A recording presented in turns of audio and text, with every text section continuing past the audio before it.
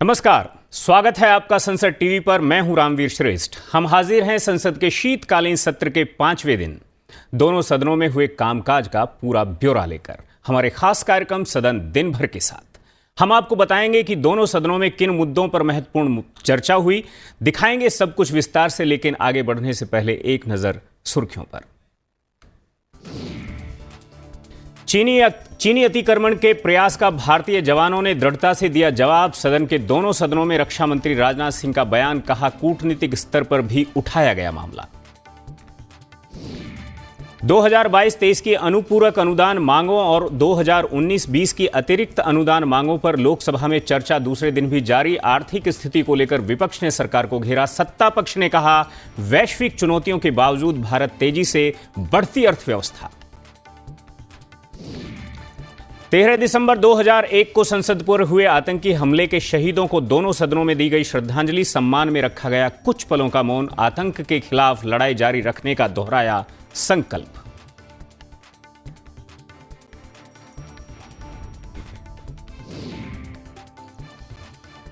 सदन दिन भर में सबसे पहले बात लोकसभा की कार्यवाही से जुड़ी खबरों की।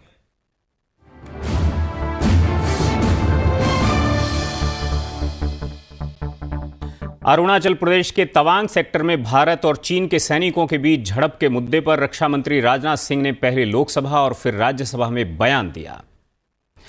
रक्षा मंत्री राजनाथ सिंह ने लोकसभा को बताया कि चीन के सैनिकों ने 9 दिसंबर को तवांग सेक्टर में यांगत्से क्षेत्र में यथास्थिति बदलने का एक तरफा प्रयास किया, जिसका भारत के जवानों ने दृढ़ता से जवाब दिया और उन्हें लौटने के लिए मजबूर कर दिया। उन्होंने कहा कि इस झड़प में हमारा कोई भी सैनिक गंभीर रूप से घायल नहीं हुआ है। क्षेत्र के स्थानीय कमांडर ने 11 दिसंबर 2022 को चीनी समकक्ष के साथ स्थापित व्यवस्था के तहत एक फ्लैग मीटिंग की और इस घटना पर चर्चा की। चीनी पक्ष को इस तरह की कार्रवाई के लिए मना किया गया और सीमा पर शांति बनाए रखने के लिए कहा गया। साथ ही इस मुद्दे को चीनी पक्ष के साथ कूटनीतिक स्तर पर भी उठाया गया है। 9 दिसंबर 2022 को पीएलए ट्रुप्स ने तवांग सेक्टर के यांगत्से एरिया में लाइन ऑफ एक्चुअल कंट्रोल पर अतिक्रमण कर स्टेटस को एक तरफा बदलने का प्रयास किया। चाइना के इस प्रयास का हमारी सेना ने दृढ़ता के साथ सामना किया है अध्यक्ष महोदय, और इस फेस ऑफ में हाथापाई भी हुई है। भारतीय सेना ने बहादुरी से पीएलए को हमारी टेरिटरी में अतिक्रमण करने से रोका और उन्हें उनकी पोस्ट पर वापस जाने के लिए मजबूर कर दिया अध्यक्ष महोदय। इस झड़प में दोनों ओर के कुछ सैनिकों को चोटें भी आई हैं और मैं इस सदन को अवगत कराना चाहता हूं कि हमारे किसी भी सैनिक की न तो मृत्यु हुई है और न ही कोई गंभीर रूप से घायल हुआ है। इंडियन मिलिट्री कमांडर्स के टाइमली इंटरवेंशन के कारण पीएलए सोल्जर्स अपनी लोकेशंस पर वापस चले गए अध्यक्ष महोदय। रक्षा मंत्री के बयान के बाद विपक्षी सदस्य इस मुद्दे पर स्पष्टीकरण और चर्चा कराने की मांग कर रहे थे। लोकसभा अध्यक्ष ओम बिरला ने हालांकि स्पष्टीकरण की अनुमति नहीं दी। उन्होंने कहा कि सदन को सेना की वीरता पर एक स्वर से बोलना चाहिए। इसके बाद कुछ विपक्षी दलों के सांसदों ने सदन से वॉकआउट भी किया। मैं सदन को ये निवेदन करना चाहता हूं कि हमें हमारी सेनाओं की वीरता और साहस पर एक साथ समर्थन करना चाहिए, ये संकल्प लेना चाहिए। इससे पहले जब सुबह लोकसभा की कार्यवाही शुरू हुई तो संसद पर हुए आतंकी हमले के शहीदों को श्रद्धांजलि देने के बाद कांग्रेस और कुछ अन्य विपक्षी दलों के सदस्यों ने अरुणाचल प्रदेश के तवांग सेक्टर में भारत और चीन के सैनिकों के बीच झड़प के मुद्दे पर चर्चा की मांग करते हुए इस मुद्दे को उठाया। विपक्षी सदस्यों के गतिरोध के कारण प्रश्नकाल की कार्यवाही बाधित हुई और सदन की कार्यवाही दोपहर 12 बजे तक के लिए स्थगित कर दी गई।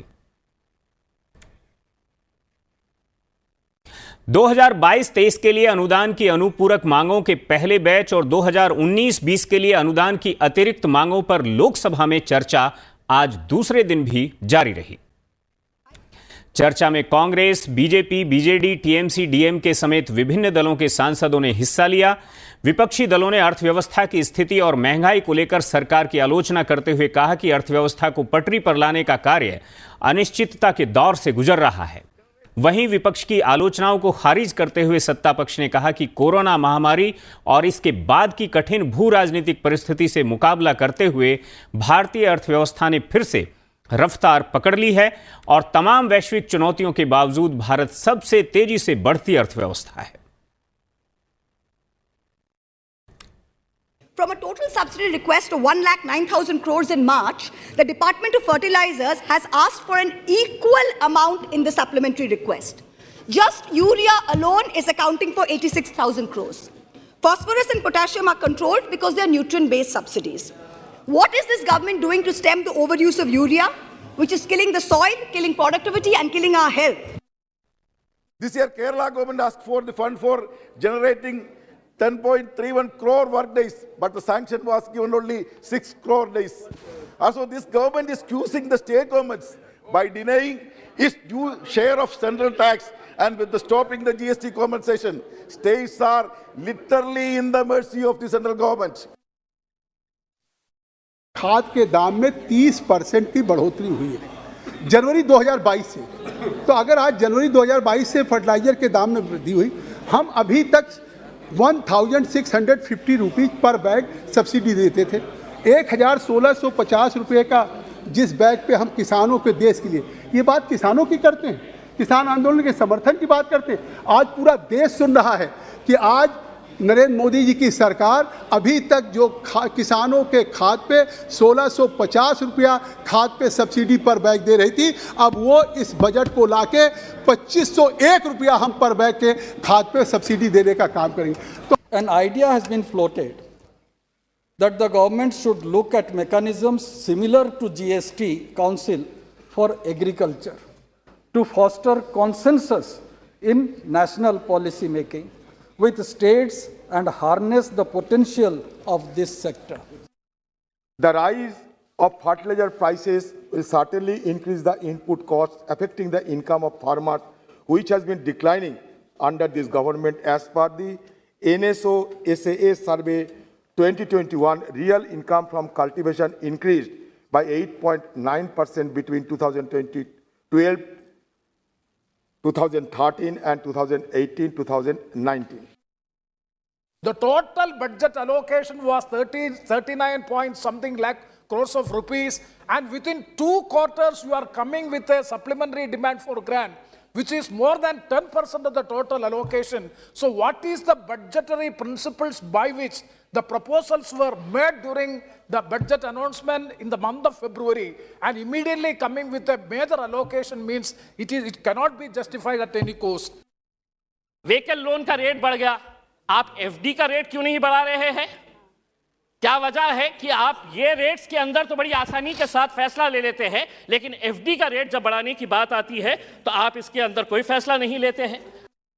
इसके बाद लोकसभा में शून्यकाल शुरू हुआ। लोकसभा में शून्यकाल के दौरान विभिन्न दलों के सांसदों ने जनहित से जुड़े महत्वपूर्ण मुद्दे उठाए। आईयूएमएल के अब्दुस समद समदानी ने कहा कि मौलाना आजाद फेलोशिप को फिर से शुरू किया जाना चाहिए। बीजेपी सांसद बालक नाथ ने जेईई की तरह नीट की परीक्षा का आयोजन भी साल में 2 बार कराने की मांग की। लद्दाख वाले और स्पीति वाले ने काफ़ी लंबे समय से एक देरीना मांग रहा है, आज भी वो मांग कर रहा है कि अभी के जो एग्जिस्टिंग मनाली से ले नेशनल हाईवे जो है 543 किलोमीटर है, अटल टनल मोदी जी के करने के बावजूद भी और 4 पासिस जो है बंद रहता है, बारालाचा, लचुंगला, नकीला, तकलंगला। इसके बजाय हमारे लोग चाहते हैं कि स्पीति के काजा से होकर सोमोरिरी लेक के बीच में केवल 100 किलोमीटर के जो डिस्टेंस है वहाँ से एक रोड कंस्ट्रक्ट करे, जिसके वजह से ले से लेके स्पीति होके चाहे आप अंबाला जोड़े, चंडीगढ़ जोड़े, बिलासपुर जोड़े, वहाँ से एक नेशनल हाईवे कम समय में निकालने वाला, कम खर्चे पे बन सकता है, जहां एक भी टनल की आवश्यकता नहीं पड़ेगा और 12 महीना खुला ही रहेगा और डिफेंस स्ट्रेटेजिकल एक रोड भी बनेगा, टूरिज्म के लिए भी वायबल होगा। पूर्वी मध्य रेलवे दीनदयाल उपाध्याय के अंतर्गत बिहटा औरंगाबाद रेलवे लाइन का कार्य योजना करीब 15 सालों से लंबित पड़ा हुआ है महोदय। उसका शिलान्यास 2007 में ही हुआ था, लेकिन आज 15 साल बीत गया महोदय।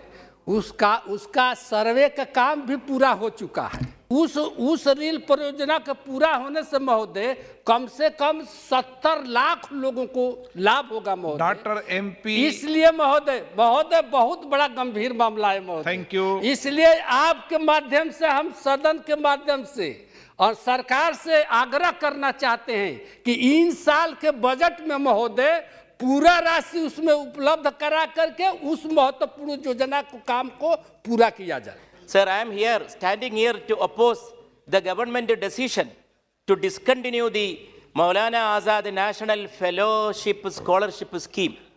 Sir, it is highly deplorable and highly condemnable that the government, under the pretext of one reason or other reason, is withdrawing the constitutional rights given to the minorities and the backward classes.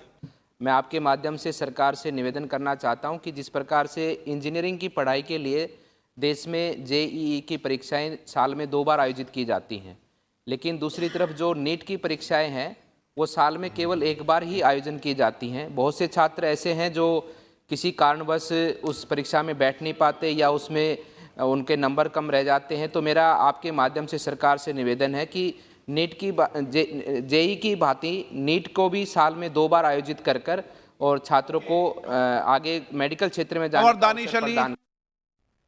इसके बाद लोकसभा ने भी 13 दिसंबर 2001 को संसद पर हुए आतंकी हमले के शहीदों को श्रद्धांजलि दी और आतंकवाद के खिलाफ लड़ाई जारी रखने का संकल्प दोहराया। लोकसभा अध्यक्ष ओम बिरला ने कहा कि हम उस घटना का दुखद स्मरण करते हैं जब संसद पर कायरतापूर्ण हमला हुआ था। हम उन जवानों की वीरता का भी स्मरण करते हैं जिन्होंने इस हमले को विफल कर दिया था। उन्होंने कहा कि हम इस अवसर पर आतंकवाद का सामना करने का संकल्प दोहराते हैं और देश की संप्रभुता, एकता और अखंडता की रक्षा की शपथ को भी दोहराते हैं।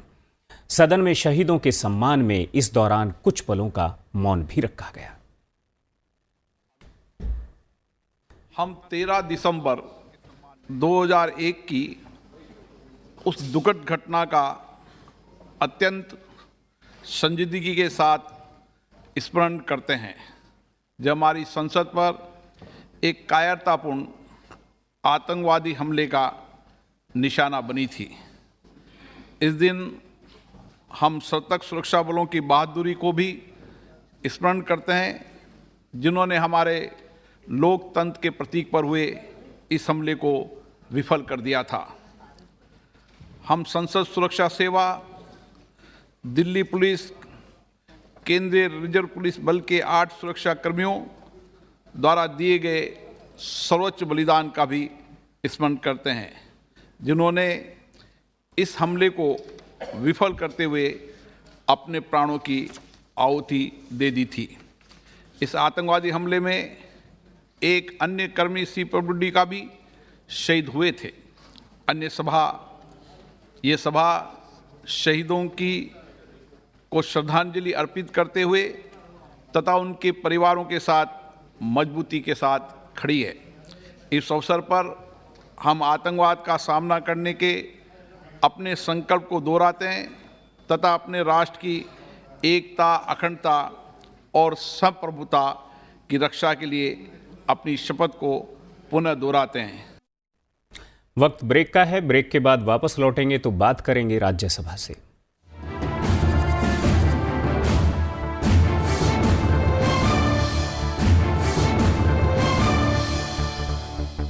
No force can stop the change whose time has come.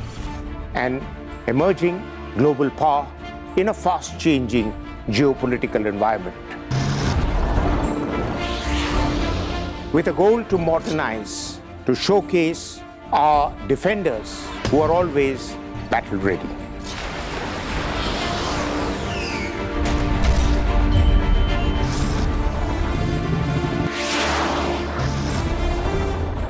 Watch our special presentations featuring India's defense forces and their capabilities in The Defenders, only on Sunset TV.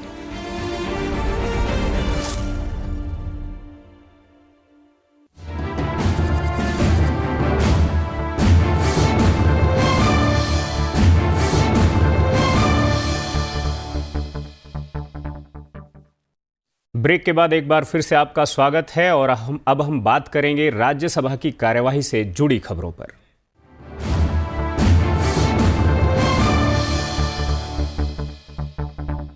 Arunachal Pradesh के तवांग सेक्टर में भारत और चीन के सैनिकों के बीच झड़प के मुद्दे पर रक्षा मंत्री राजनाथ सिंह ने राज्यसभा में भी बयान दिया।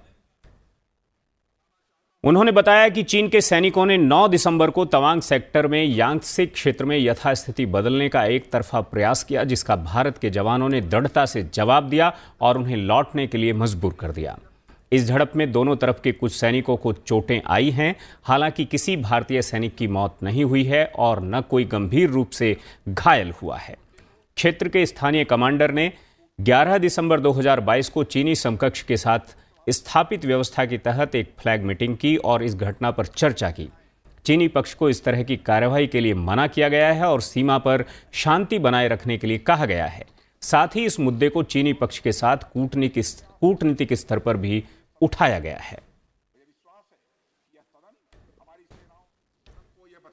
इंडियन मिलिट्री कमांडर्स के टाइमली इंटरवेंशन के कारण पीएलए सोल्जर्स अपनी लोकेशंस पर वापस चले गए और इस घटना के पश्चात एरिया के लोकल कमांडर ने 11 दिसंबर 2022 को अपने चाइनीज काउंटर पार्ट के साथ स्थापित व्यवस्था के तहत एक फ्लैग मीटिंग भी की और इस घटना पर चर्चा की।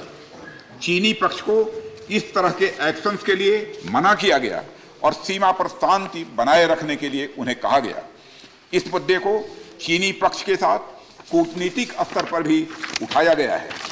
उपसभापति महोदय, मैं इस सदन को आश्वस्त करना चाहता हूं कि हमारी सेनाएं हमारी भौमिक अखंडता को सुरक्षित रखने के लिए पूरी तरह से प्रतिबद्ध हैं और इसके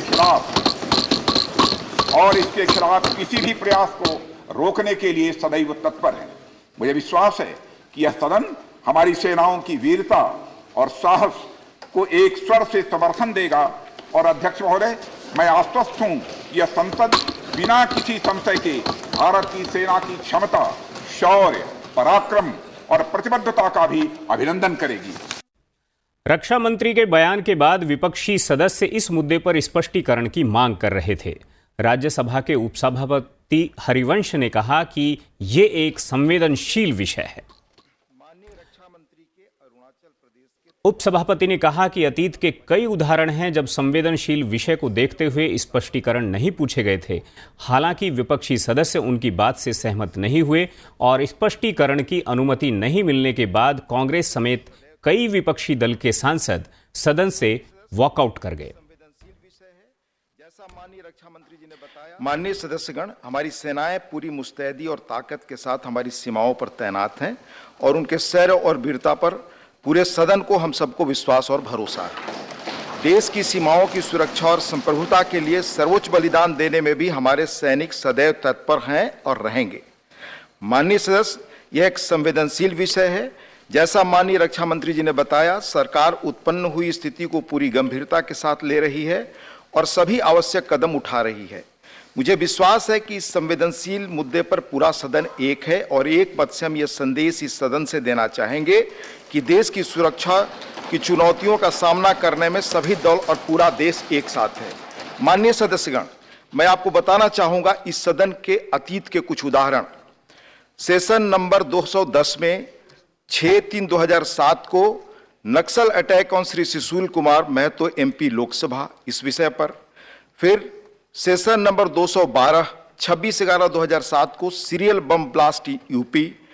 फिर सेशन नंबर 215 13/3/2009 को follow up Mumbai terrorist act. फिर 215 सेशन में 18/2/2009 को सिचुएशन इन श्रीलंका। इन संवेदनशील विषयों को देखते हुए क्वेरी पूछने के बहस करने की आगे प्रक्रिया नहीं बढ़ी, इसलिए इस पर भी जो क्वेरी आए हैं मैं निवेदन करता हूं कि कोई क्वेरी इस पर नहीं हो।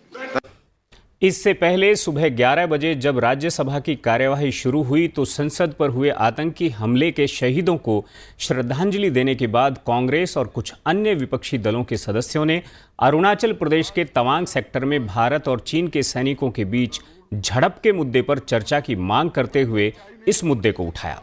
गतिरोध के बीच ही बीजेपी के डॉक्टर राधा मोहन दास अग्रवाल ने शून्यकाल के दौरान अपने मुद्दे उठाए, लेकिन गतिरोध जारी रहा और सदन की कार्यवाही दोपहर 12 बजे तक के लिए स्थगित करनी पड़ी। उच्च सदन में संविधान, अनुसूचित जातियां और अनुसूचित जनजातियां आदेश दूसरा संशोधन विधेयक 2022 पर चर्चा हुई। जनजातीय मामलों के मंत्री अर्जुन मुंडा ने विधेयक पर विचार का प्रस्ताव किया। कांग्रेस के प्रमोद तिवारी ने विधेयक पर चर्चा की शुरुआत की। चर्चा में बीजेपी, बीजेडी, टीएमसी समेत विभिन्न दलों के सांसदों ने हिस्सा लिया। चर्चा के दौरान विभिन्न दलों के सदस्यों ने अनुसूचित जाति और अनुसूचित जनजाति के समुदायों के विकास के लिए कई सुझाव भी दिए और उनके कल्याण पर बजटीय आवंटन में पर्याप्त वृद्धि करने और सरकारी नौकरियों में इन समुदायों के खाली पड़े आरक्षित पदों को तुरंत भरे जाने की मांग की। इस दौरान कई विपक्षी दलों के सदस्यों ने जाति आधारित जनगणना की मांग भी उठाई। विधेयक पर चर्चा पूरी हो चुकी है और जनजातीय मामलों के मंत्री अर्जुन मुंडा बुधवार को विधेयक पर चर्चा का जवाब देंगे। बीते बजट सत्र के दौरान ही विधेयक लोकसभा से पारित हो चुका है। तो हम तो कमिटेड हैं, हम तो इसके साथ खड़े हैं, पर मेरे दिमाग में एक बात नहीं आती। मैं इसका सीधा जवाब मंत्री जी से चाहूंगा, वाइस चेयरमैन साहब आपके माध्यम से, कि सरकार ने तो आपसे कहा था कि आप गोंड, इनके साथ धुरिया, नायक, ओझा, पथारी, राजगौड़ समुदायों को भी अनुसूचित जनजाति में शामिल करें। यह सिर्फ गोड़ को क्यों किया आपने, उनको क्यों छोड़ दिया आपने? मेरा एक जिज्ञासा है। Sir, I appreciate this approach. At the same time, I encourage some important issues which I am going to highlight upon. Sir, instead of bringing separate bills, government should have taken some comprehensive measure to include some other communities in different other states, sir. I would request the government to please include the Kol, Karwar and Mushar and Bega community in Uttar Pradesh. Respected sir, mere inclusion of the communities in the SE list, that because of the mere inclusion, the Adivasi communities can't get any benefit. So proper financial assistance is very necessary for the development of the Adivasi communities in our nation. Madhya Pradesh में school शिक्षा और जनजाति विभाग की एक भर्ती निकाली गई। संयुक्त काउंसलिंग में 1082 पद निकाले गए, उसमें 9315 लोग ट्राइबल्स के क्वालिफाई कर पाए, लेकिन 767 पद वहां आज भी खाली है। और वहीं ईडब्ल्यूएस में जो लोग क्वालिफाई नहीं कर पाए, सरकार ने वहां पे कट ऑफ का जो लिस्ट था उसको कम कर दिया, मार्क्स को कम कर दिया और ईडब्ल्यूएस की पोस्ट को भर लिया गया, लेकिन ट्राइबल्स की पोस्ट को नहीं भरा गया। इसलिए मैं माननीय मंत्री जी से रिक्वेस्ट करूंगा, इस पर संज्ञान लेकर के मध्य प्रदेश की 767 जो पोस्ट हैं इनको भरवाने का भी काम करें। एक कमार जाति, कमार और करमाली, करमाली आदिवासी में है, कमार पिछड़ी जाति में है। और वहां भी संथाल परगना एक परमंडल है, 5 परमंडल मेरे झारखंड में है, उसमें संथाल परगना परमंडल है। उस परमंडल सरकार ने, वहां की सरकार ने आदिवासी सूची में जारी कर दिया। हम माननीय मंत्री से मिले थे और सबसे भाई क्या है, पूरे राज्य में एक शेड्यूल बनना चाहिए, एक सूची बनना चाहिए, एक परमंडल में कैसे सूची जारी कर दी गई है। Demands from various communities throughout the country for the inclusion of this particular list. But I think this August House and especially the government should seriously think about the status of Adivasis and Dalits in this country. I mean the plight of Adivasis and Dalits in this country. Whether this inclusion, changing, shifting, exclusion alone will help the upliftment of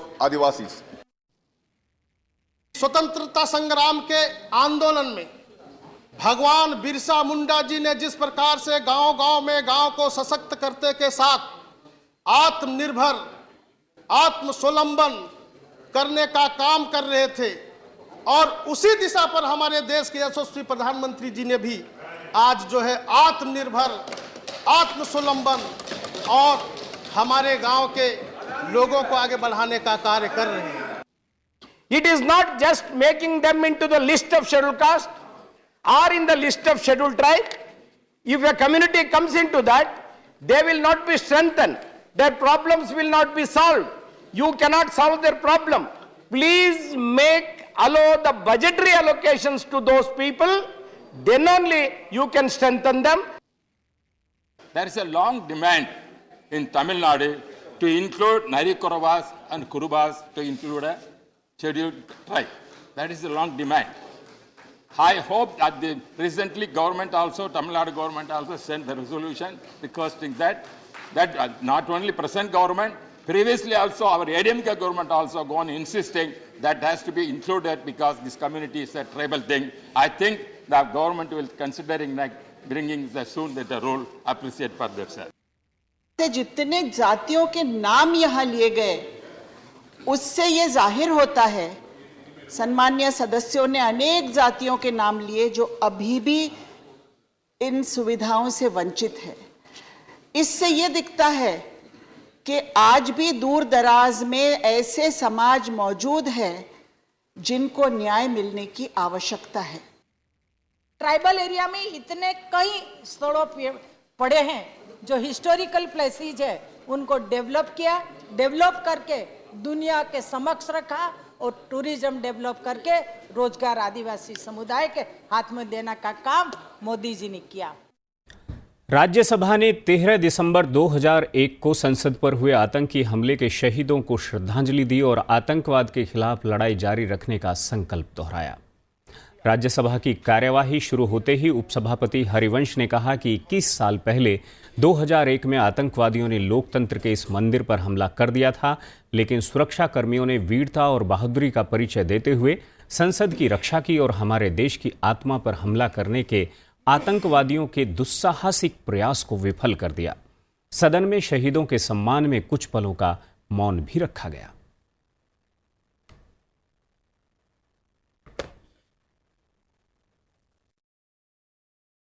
"21 years ago, on this day in 2001, terrorists attacked this scared temple of our democracy, but intrepid security personnel displayed death-defying courage and valor to defend and protect the parliament and foil the audacious attempt of the terrorists to strike at the very soul of our nation.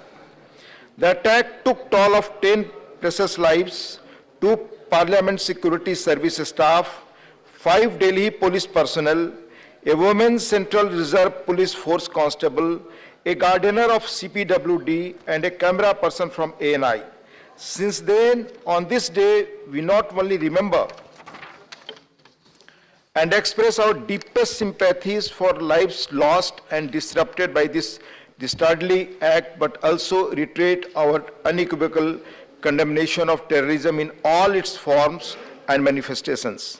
Let us all resolve to fight collectively against all forms of terrorism and rededicate ourselves to protect the unity and integrity of our nation. सदन दिन भर में आज के लिए इतना ही। मुझे इजाजत दीजिए और आप देखते रहिए संसद टीवी। नमस्कार।